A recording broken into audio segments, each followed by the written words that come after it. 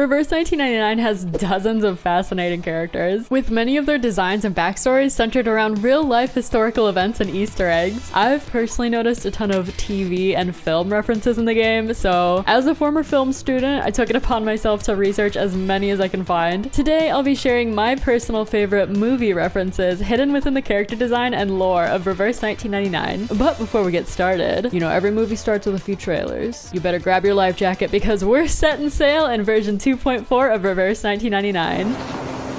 Step aboard the Free Breeze and embark on a journey you won't soon forget. Join new summonable characters, the musical 6-star Star Arcanist, Barcarola, and the free-spirited 6-star Geo Arcanist, Fatutu, as they uncover the mysteries on board this grand ship. Turn some heads in brand new garments, including Miss New Babble's free Raise the Bid, Monlich's free Silver Sherm, Necrologist's A Voyage with No Return, Mercuria's Midnight Mistmancer, and Kakanya's Advanced Seminars on Serenity. Version 2.4 is available right now, so be sure to check out the game using the link in my video's description or pinned comment if you haven't done so already. It's so fun, please go play it! Thank you so much to Reverse 1999 for sponsoring today's video. Now, let's get back to it. Starting off with one of the newest characters in the game, let's talk about Barcarola. While version 2.4 does reference the Unsinkable, a nod to the RMS Titanic, which ironically and tragically did sink in April of 1912, inspiring numerous feature films based on the very real historical disaster, Barcarola's trailer actually seems to pay homage to The Legend of 1900, a 1998 Italian drama film about a pianist born and raised on an ocean liner. The film's themes center around feelings of isolation and artistic genius, which sounds familiar considering Barcarola's history. Growing up in Cremona, Italy, a city known for its violin-making heritage, Barcarola found the town and its people to be too rigid. She chose instead to escape the monotony and set sail aboard the Free Breeze to explore her own artistic potential. Both the film's protagonist and Barcarola are musical geniuses in their field who found their home on the sea, adored by the ship's tenants, but still suffering from their own insecurities. I personally found this to be a fascinating reference, and I'm very curious to see how Barcarola's story progresses, keeping that film in mind.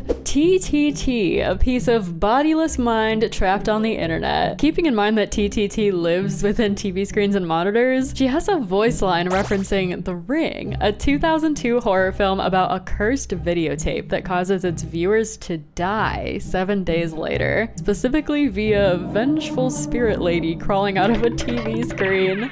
I won't crawl out of the screen. Well, I sure hope you won't. Speaking of horror movie references, Twins Sleep, otherwise known as Lisa and Louise, draws inspiration from Stanley Kubrick's 1980 film The Shining, particularly the ghost twins that haunt the halls of the Overlook Hotel. The twins' names are also a reference to the real-life twin actresses who starred in the film, Lisa and Louise Burns. All work, no play. Makes Jack a dull boy. This voice line is a direct callback to one of the most chilling scenes in The Shining, where Jack Nicholson's character descends into madness. I absolutely adore this reference, and I'm a huge fan of Reverse 1999's horror-themed characters and events. I yearn for more, give me more! Looking back, version 1.2, A Nightmare at Green Lake, was essentially one huge love letter to the horror movie genre. The storyline itself is based on the slasher genre, which is a subgenre of horror films involving a killer or group of killers stalking and murdering a group of people, usually by the use of a bladed or sharp tool. Alright. Aside from the characters themselves, the patch featured a variety of horror movie themed outfits, such as X's based on Halloween, Sotheby and Suspiria, Eagle and The Shining, and Cornblooms based on the 1975 Italian horror film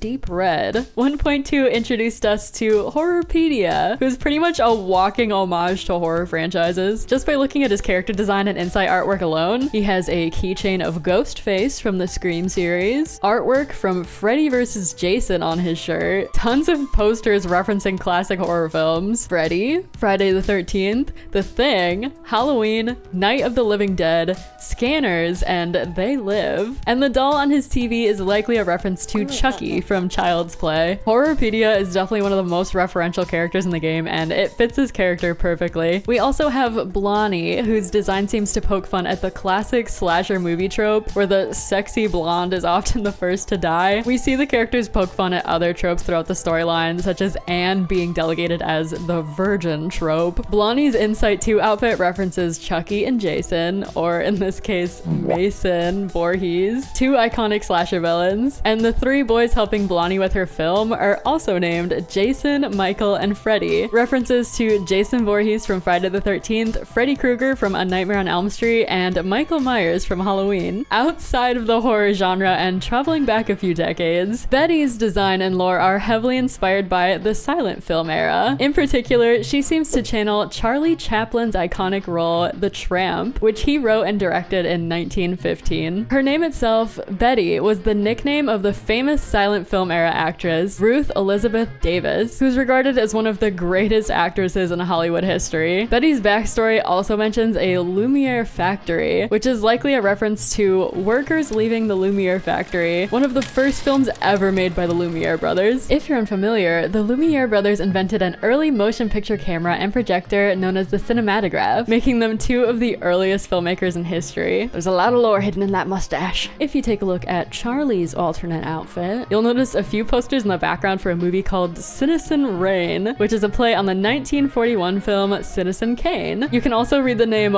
Orson Welles, which is a nod to the film's director, actor, and producer, Orson Welles. At first glance, you might think An Lee is just referencing the Ghostbusters. However, she actually draws a lot of inspiration from the 1995 Hong Kong comedy horror film Out of the Dark. Her design is similar to the heroine of the film, Kwan. An Lee also uses a magical lily to detect ghosts, referencing the lead of the film who talks to his plant for assistance. She even has a voice line referencing a scene from the film involving passing around lit dynamite. First, you need to pass the Russian courage training. There's a ton of tiny details, so I definitely recommend giving Out of the Dark a watch if you like An Lee and want to catch all the references in her design. Next up is Sweetheart, who is unmistakably based on the legendary actress Marilyn Monroe. Her voice lines, Tiffany's and Cartier are a direct reference to Marilyn's famous song Diamonds Are a Girl's Best Friend from her role in the 1953 comedy musical Gentlemen Prefer Blondes. Pioneer's clothing comes from a shop called